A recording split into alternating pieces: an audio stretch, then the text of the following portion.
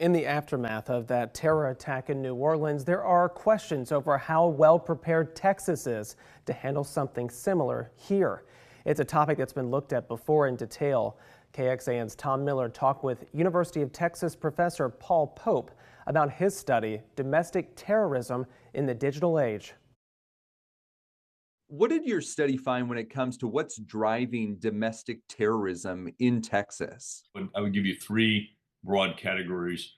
One is polarization. Political polarization is a big factor. Two is social media is very much an accelerant to the path to violence.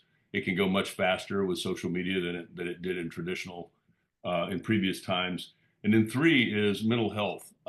Many of these incidents have a major mental health component. When you look specifically at Austin, what are some of our vulnerabilities here? What's happened over the last, since 9/11 is we have really hardened a lot of our targets.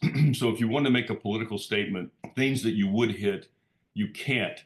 So what's happened is that effort has driven anybody that wants to commit this kind of act of violence towards softer targets.